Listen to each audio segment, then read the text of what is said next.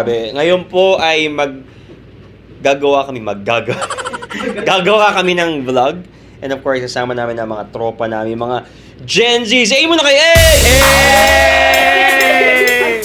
Okay, pakilala ka muna. Of course, papakilala muna tayo. Ako po si Jomel D. Gomez at ako po ang inyong kuya ngayon. Kasama natin ang mga ading natin. Kasi magkakaroon ng interview. So, nagsa-celebrate po tayo ng ika-siyam na anibersaryo ng Deep and Wide. At meron tayong series ngayon na nabigla. Generation Forward. So, in light with that, gagawa po tayo ng vlog ngayon. I-interviewin natin yung puso ng millennial or yung buhay ng millennial versus Gen Z.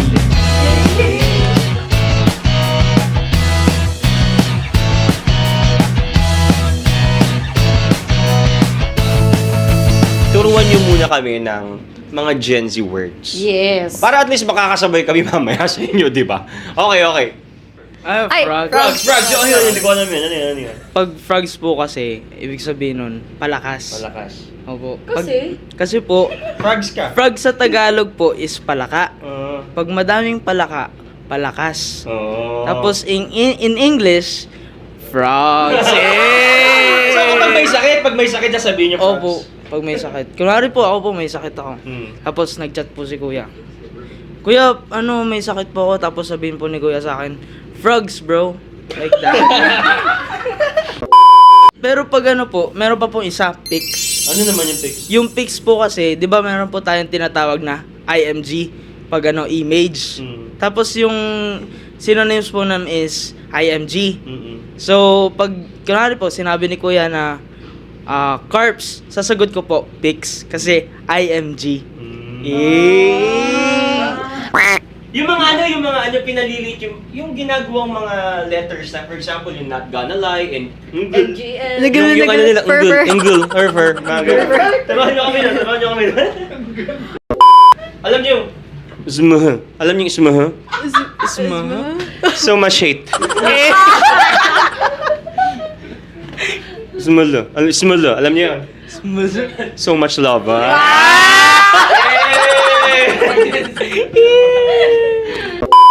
Okay, I think that's enough for today's video. Hindi pa.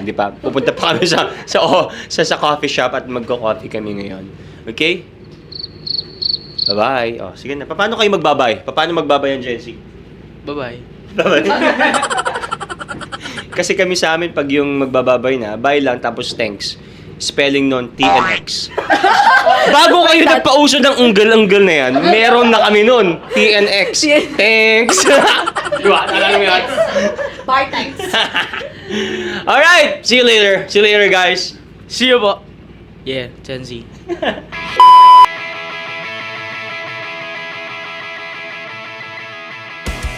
Hintay lang namin si Manong Driver. Yeah. Si Manong Driver namin. Nasaan na ba si Manong Driver? Can you call him? The Manong Driver. Sobrang init, Yeah. Like, I'm wearing So jacket. hot for today's video. Buti na lang nandito si Kuya Manong Driver natin.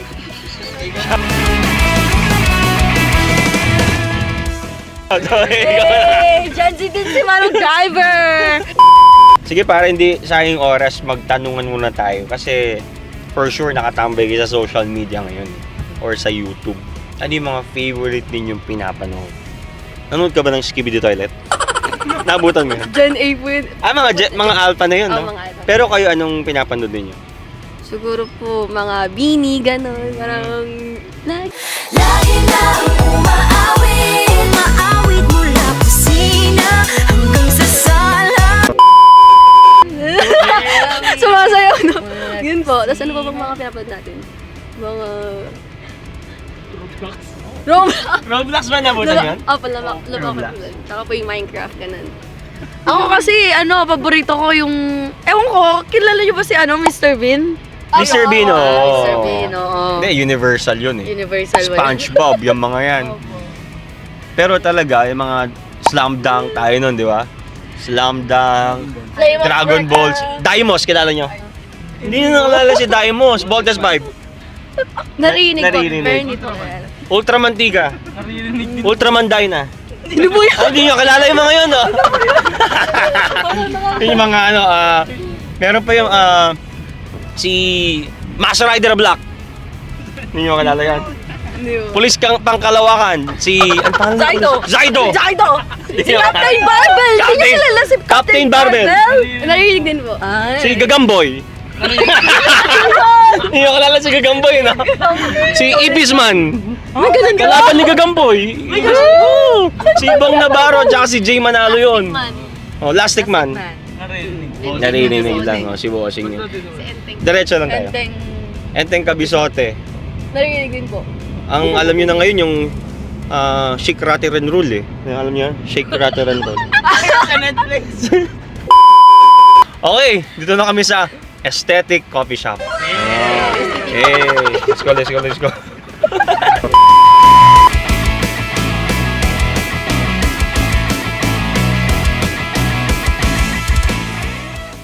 Aesthetic here. Aesthetic here naman. Hello po. Makiki-coffee po kami. Dirty horchata. Ano yan? Horchata? Horchata. Malinis yan? Malinis yan? Kasi dirty. Hello guys, we're back at nandito kami ngayon sa Meet Cafe. I would like to honor this venue dahil pinayagan kami mag-vlog dito. Hello po ate! By the way, bakit natin ginagawa to? Kasi we want to know every generation, especially ang millennials, malapit sa Gen Zs and Gen Zs malapit sa millennials. So, two generations muna. Next time siguro interviewin din natin yung mga boomers or yung mga yung mga Gen X, di ba? Yes. Pero ngayon, si Gen Y muna, tsaka si Gen Z. Or next time, si Gen A. Alright, kasi may alpha na po ngayon. Yes. So ngayon, umpisa na natin Ate Carla. So, before we start, para magkaroon lang tayo ng introduction, we're doing something fun, okay? Ano yung mga, kasi may mga, kung gusto mo makilala yung isang tao, di ba, may mga assumption tayo. Yes. Ano yung mga, tanong ko tayo sa inyo, ano yung mga assumption nyo about us na millennials? Yun. Siguro po, assumptions po namin sa inyo po as millennials, strict po kayo, ganun. May karanasan na to kasi kay ate niya. Biro lang. Lagot kay ate. Parang shoutout mo kay Strict. Siguro po strict. Siyempre po kasi nag-work po kayo ganun. So parang strict po kayo sa gantong bagay, at perfect. Perfect? Ganun parang perfect. Parang Organized. Organized na ganun. Yeah. So parang yun po, parang kailangan po organized lahat. Tapos siguro po, you're creative in a way na unique po. Na parang you're creative sa pagiging organized, gano'n. Parang, and you're creative sa mga bagay na magaling po kayo, gano'n. Yun po. Yes. So creative and organized. Oh, yun po. Pero strict. Hoy, bawal yan. Yeah. I really agree. Yeah. Gian. Ano po? Seryoso. Baka si kuya mo lang yun. Ay, siguro po, pero yung iba po kasi sobrang seryoso. Like, hindi po gaano tumatawa. Lalo na po pagkasama yung mga bata. Parang gusto po nilang ipakita na, Superior. opo, nakakatakot po sila. Yeah. And then, yung next naman po is gusto po nila palaging parang nakikigather sila sa malalaking community. So ayaw niyo sa malalaking community? Ayaw po namin. Gusto niyo maliliit lang? Opo. Seryoso? Parang ganito? Opo. Ganito na. Most likely, mga maximum of how many people ang hindi kayo nalulunod? 4, 3. Opo, Parang nakakapag-focus po sa talaga. Wow, revelation sa akin yun ha? Yes. Revelation. Kasi nung tayo, Ate Carla, pag mas malaki, mas gusto natin. Mas masaya. Di ba? Kaya, remember yung may mga youth jump tayo before? Yes. Pag marami, mas masaya. Ngayon pala, ang jamming nila, 3 to 4. Yes po. Revelation yun. Nice. Siguro tayo Tayo bawi tayo. So sabi nila kasi stricto, tapos mukhang seryoso. Medyo naman. So, tayo naman, as millennials, ano ba yung mga assumption namin sa mga Gen Z? So, mauna na siguro si Pastor John. Okay. Sa akin, don't get offended ito lang naman yung assumption ko. Pero, naniniwala naman ako na mababait kayong bata. Number one is they're soft. So, when it comes sa words, dapat medyo gentle, medyo malumanay. Pag yung sinabi, kasi dati tayo, millennials, sanay tayo sa mga Gen X eh. Pag pinagalitan tayo, talagang wala kang magagawa eh. Pero ngayon, yung mga Gen Z, pag pinagalitan mo, naku, magtatampo mo, offend agad. Very soft. Tama ba yun? Yes po. Hindi, ito kasi sinasabi ko to, kasi we're going sa different approach talaga. Yes. Kasi minsan nile-level natin yung level ng millennials sa Gen Z, which is not. Number one is soft. Number two is inclusive. Yun, tama ako. Very inclusive sila. 3 to 4 people ang pinaka-maximum nila para makapag-open. Kaya pala pag may mentoring tayo ng sobrang dami, hindi kayo nagsasalita kasi nalulunod kayo. Totoo ba? Nahihiya kayo? Bakit kayo nahihiya? Kasi ano po, ang daming tao. So parang ang daming... Parang i-judge kayo? I-judge po na... Nape-pressure kayo pag gano'n? Opo, sobrang po na-pressure. Okay, alright. Yeah. I'm learning. Okay. Number 3 is yung longing sila. Longing sila for a kuya. Longing sila for an ate. Bakit?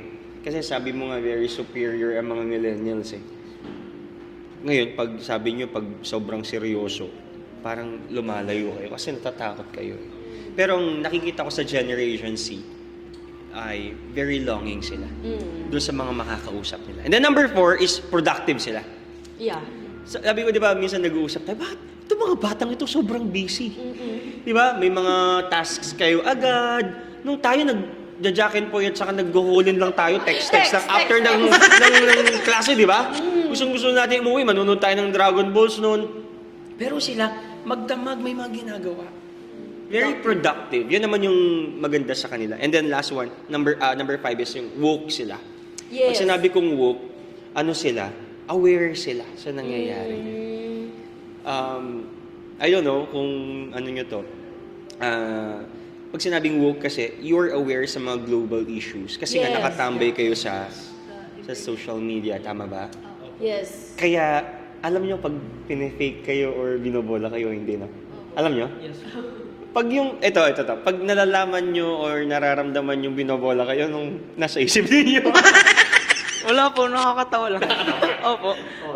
Kunwari po, mag-agree na lang po, pero isipin ko, ha? Totoo ba? Hindi totoo. Opo. So, So, madalas si kuya mo binobola ka. Alam mo. opo. Alam mo po, alam. Baka nanonood siya. Chloe, ikaw. Anong nararamdaman pag binobola ka?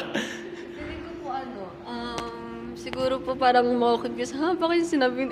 Parang iba naman yung intention niya ganun. Yun po, parang... Side eye. bombastic salary. Oh, yan.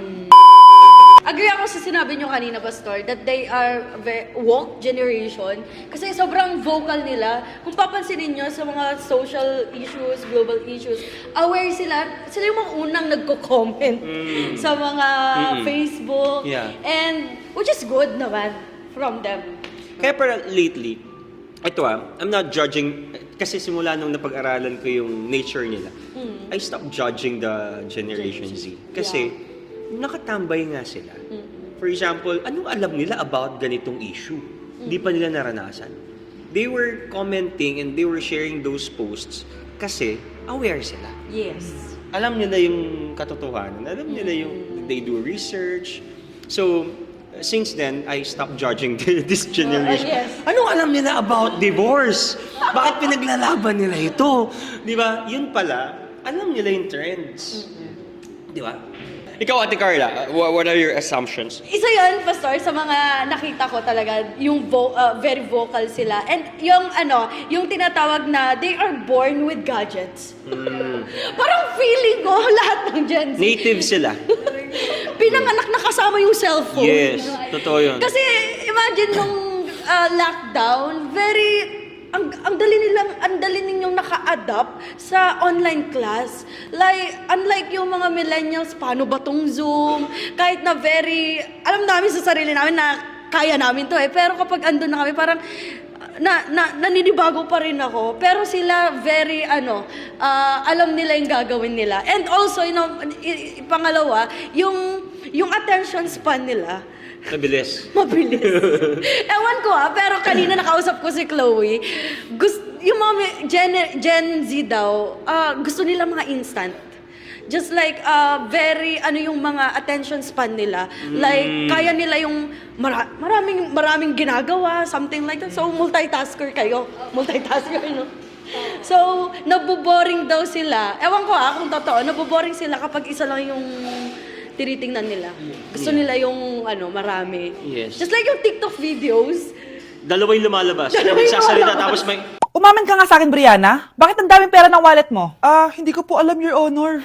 Nangupit ka sa akin, no? Your Honor. Ganun talaga kayo? Ganun talaga? Nakaka-hook po siya. Nakaka-enjoy po panoorin yung satisfying video. Ganun. May satisfying video tapos may parang nagsasalita. Yes po. Concentrate po kami sa Opo. nagsasalita. Talaga? Yes po. Na habang iba yung pinapakita, ha? Nag-enjoy po ako dun. Oo, nag-enjoy po ako dun. Tagal ko po So ngayon, pag magpipreach ako, dapat may lumalabas din ng mga satisfying video dito para makikinig kayo sa akin. Parang saan? Try ko nga minsan yun, to. Yung may naghihiwa dito. May naghihiwa na. Parang engaging nga yun. Engaging pala yun sa Matry mga nga minsan. Gen Z. Oo. So right now, let's get real naman mga ka-Gen Z. Hey! Ayun, let's get to know each other's online profile. Kasi alam naman natin, malaki talaga yung difference yung online profiles natin before at saka ngayon. Yes, sir. So, sige nga, ngayon, let's get to know ano yung unang profile pictures ninyo?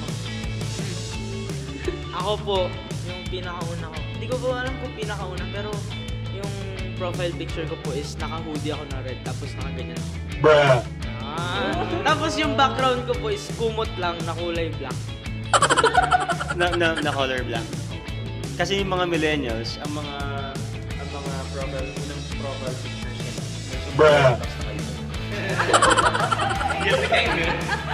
Guilty hindi. Guilty. Sorry. Ikaw. Siguro po yung profile picture ko yung nung nag-pageant po ako sa Bethany po, for, tawag doon?